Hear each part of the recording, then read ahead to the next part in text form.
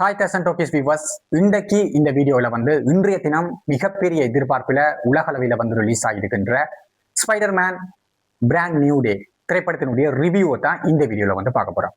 வாங்க வீடியோக்குள்ள போகலாம்.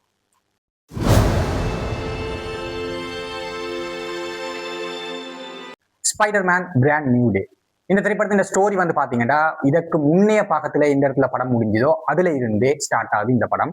இந்த படத்தின் கதையை நான் சொல்ல போய் பிறகு ஸ்டோரியை ஸ்பாயில் பண்ண நான் விரும்பல. நேரடியா இந்த திரைப்படத்துல இருக்கிற பிளஸ்க்குள்ள போயிடுவோம். ஃபர்ஸ்ட் ஆஃப் ஆல் இந்த திரைப்படத்தின் எனக்கு பிடிச்ச விஷயத்துல பாத்தீங்கன்னா முதலாவது இந்த திரைப்படத்தின் ஸ்கிரீன் பிளே ரொம்ப சூப்பரா பண்ணியிருந்தாங்க.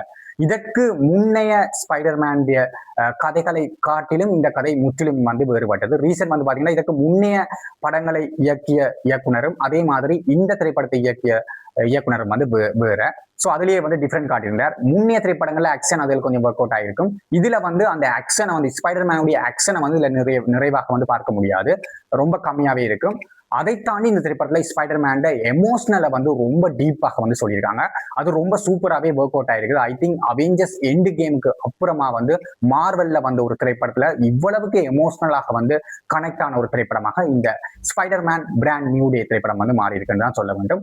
அடுத்து இந்த திரைப்படத்துல இருக்கின்ற எனக்கு பிடிச்ச விஷயத்துல பாத்தீங்கன்னா 3D சூப்பரா பண்ணியிருந்தாங்க. ஐ திங்க் நான் ரீசெண்ட் டைம்ல பார்த்த 3D படங்கள்லயே இந்த திரைப்படம் தான் 3Dக்கு பாத்தீங்கன்னா 100 வீதம் வர்த்தாக அமைந்திருந்தது. குறிப்பாக ஒரு சீன் ஸ்டார்ட்ல இவர் ஒரு ஹை பில்டிங்ல இருந்து அவர் கீழே விழுகிற சீன்ல இருந்து ஸ்டார்ட் ஆகும் 3D வேர்ஷன் எல்லாம் அட்டகாசமாக இருக்கும் பாக்குறதுக்கு.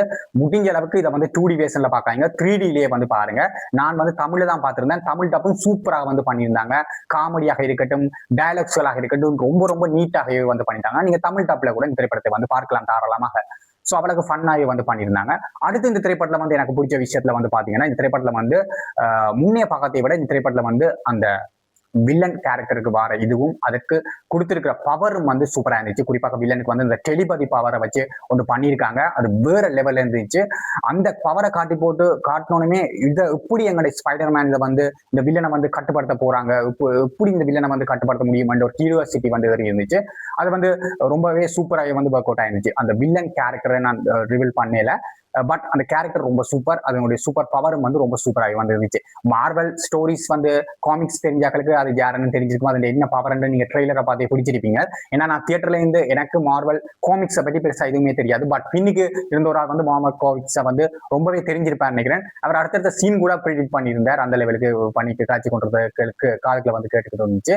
அந்த லெவலுக்கு பாத்தீங்கன்னா படத்தை பாத்தீங்கன்னா ரொம்ப சூப்பராகவே பண்ணியிருந்தாங்க. எனக்கு மார்வலுடைய ரீசெண்ட் டைம்ல அவெஞ்சர்ஸ் எண்டு கேமுக்கு அப்புறமா எந்த ஒரு படமுமோ அதே மாதிரி எந்த ஒரு சீரீஸுமோ பெருசா ஒர்க் அவுட் ஆகல. இது எனக்கு 100% சாட்டிஸ்ஃபையா அமைஞ்சிருக்கு. அதுவும் தியேட்டர் எக்ஸ்பீரியன்ஸுக்கு ரொம்ப ரொம்ப வர்த்தாகவே இந்த திரைப்படம் எனக்கு அமைஞ்சிருந்துச்சு.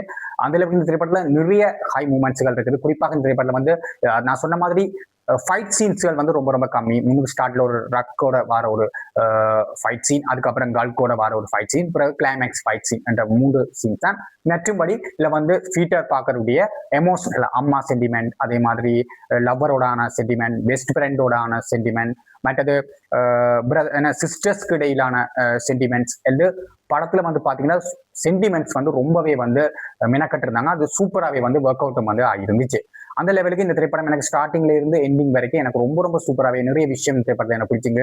மேக்கிங் வைஸா ரொம்ப சூப்பராக பண்ணியிருந்தாங்க. இந்த திரைப்படத்துல ஹல்க் வருவாங்க, நிறைய கேரக்டர்ஸ் இதுல வருது. இந்த திரைப்படம் பாக்குறதுக்கு சொல்லுவாங்க இந்த 6 திரைப்படம் பார்த்தா தான் இந்த திரைப்படம் உங்களுக்கு புரியும்னு சொல்லுவாங்க. பட் எனக்கு அதுல இதுக்கு முந்தைய ஸ்பைடர்மேன் படங்களை மட்டும்தான் பார்த்திருந்தேன். எனக்கு ஓரளவுக்கு படம் புரிஞ்சுது.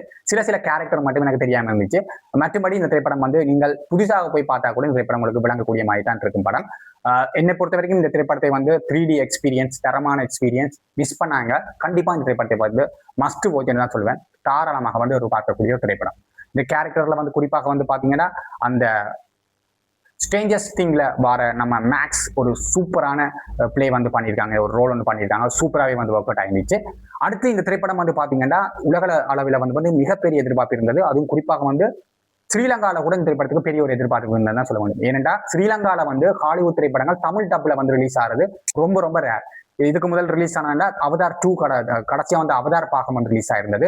அதுக்கு முதல் அவெஞ்சர்ஸ் எண்டு கேம். இவ்வளவுனா ஸ்ரீலங்கால ஹாலிவுட் திரைப்படம் தமிழ் டாப்ல ரிலீஸ் ஆனா. அதுக்கு பிறகு ரிலீஸ் ஆகிற திரைப்படம் இந்த ஸ்பைடர்மேன் பிராண்ட் நியூ டே. அதை விட இந்த திரைப்படத்துக்கு வந்து ப்ரொமோஷனும் வந்து பெரிய லெவல்ல பண்ணியிருந்தாங்க. குறிப்பாக ஸ்ரீலங்காவில் இருக்கிற கெம்ப்ளெக்ஸல் மூலமாகவும் மிகச்சிறந்த ப்ரொமோஷன்கள் வந்து பண்ணியிருந்தாங்க. குறிப்பாக இன்றைக்கு வந்து படம் பார்க்குறாக்களுக்கு எல்லாம் வந்து பாத்தீங்கன்னா ஸ்பைடர்மேனுடைய போஸ்டர் கூட வழங்குற திட்டங்கள் எல்லாம் நிறைய அட்ல வந்து பார்த்திருந்தேன். அந்த லெவலுக்கு இந்த திரைப்படத்தை வந்து ஸ்ரீலங்காவில் கூட ப்ரொமோஷன் வந்து பண்ணியிருந்தாங்க. ஸோ அந்த அளவுக்கு ஒரு வர்த்தான திரைப்படம் தான், மஸ்ட் வாட்ச். கண்டிப்பா தியேட்டர்ல பாருங்க, ஒரு பெஸ்ட் எக்ஸ்பீரியன்ஸா உங்களுக்கு இருக்கும். மீண்டும் இன்னொரு ரிவ்யூல உங்களை வந்து சந்திக்கிறேன். நன்றி, வணக்கம்.